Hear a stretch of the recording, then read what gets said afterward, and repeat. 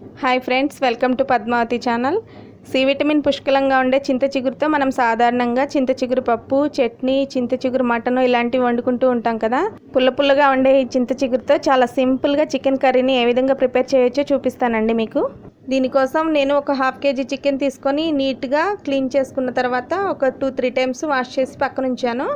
అలాగే నేను ఇక్కడ ఒక కప్పు చింత చిగురు తీసుకున్నానండి. చింత చిగురు లేతగా ఉంటే పర్వాలేదు, ఒక్కోసారి అక్కడక్కడ కొంచెం మందంగా ఉన్న కాడలతో చింత చిగురు ఉంటుంది.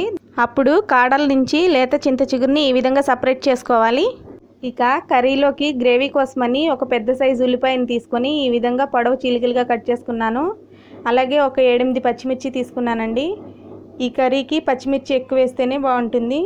కొద్దిగా కొత్తిమీరని, ఒక రెమ్మ కరివేపాకును కూడా తీసుకోవాలి. ఇక అన్నీ రెడీగానే ఉన్నాయి కదండి. ఇక ఆలస్యం చేయకుండా చింత చిగురు చికెన్ని ప్రిపేర్ చేసేద్దాం. ముందుగా స్టవ్ వెలిగించుకొని ప్యాన్ పెట్టుకొని అందులో 5-6 స్పూన్లు ఆయిల్ వేసి వేడి చేసుకోవాలి. ఆయిల్ హీట్ ఎక్కాక ఆనియన్స్ వేసి ఫ్రై చేసుకోవాలండి.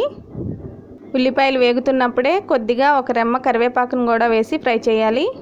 ఇక నెక్స్ట్ పచ్చిమిర్చి తరుగు వేసి ఫ్రై చేయాలండి. ఇలా పచ్చిమిర్చి ముక్కలుగా వద్దనుకునేవారు మిక్సీలో వేసి పేస్ట్ చేసి ఆ పేస్ట్ని ఇలా ఉల్లిపాయలు వేగుతున్నప్పుడు అందులో వేసి ఫ్రై చేసుకోవాలి. ఆనియన్స్ త్వరగా ఫ్రై అవ్వాలంటే కొద్దిగా సాల్ట్ వేసుకొని ఫ్రై చేసుకోవాలి. చింత చిగురు అనేది పుల్లగా ఉంటుంది కాబట్టి మనము సాల్ట్, కారము కొంచెం ఎక్కువగానే యాడ్ చేసుకుంటే కర్రీ టేస్ట్ అనేది బాగా వస్తుంది. ఉల్లిపాయలు ఫ్రై అయిపోయాక అప్పటికప్పుడు నూరి ఉంచుకున్న అల్లం వెల్లుల్లి పేస్ట్ 1 స్పూన్ వేసి ఫ్రై చేసుకోవాలి. అల్లం వెల్లుల్లి పేస్ట్ మంచి గోల్డెన్ కలర్ వచ్చే వరకు ఫ్రై చేసుకోవాలి. ఇక ఇప్పుడు ఇందులో మనం ఇందాక శుభ్రం చేసి ఉంచుకున్న చికెన్ని ఇందులో వేసి కలుపుకోవాలి. చికెన్ వేసిన తర్వాత అందులో 1 స్పూను సాల్ట్ వేయాలండి. ఇలా సాల్ట్ వేయటం వల్ల చికెన్లో ఉన్న నీరు మొత్తం బయటికి వస్తుంది.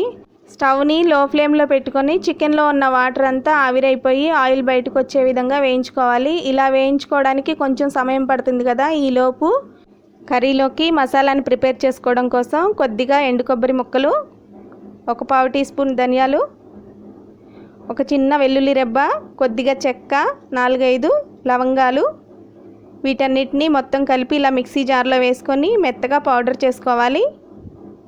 నెక్స్ట్ ఈ చికెన్లోకి ఇప్పుడు ఒక 1/2 టీ స్పూన్ పసుపుని యాడ్ చేసుకొని కలుపుకోవాలి. తర్వాత ఇందాక గ్రైండ్ చేసి ఉంచుకున్న మసాలా పౌడర్ని ఇందులో వేసేసి కలుపుకోవాలి. ఇక్కడ నేను మసాలా కోసం ఎండు కొబ్బరిని యూజ్ చేశాను కదా. ఎండు కొబ్బరికి బదులుగా పచ్చి కొబ్బరి పాలు తీసి ఆ పాలని చింత చిగురు చికెన్లో వేసి వండుకుంటే చాలా బాగుంటుందండి.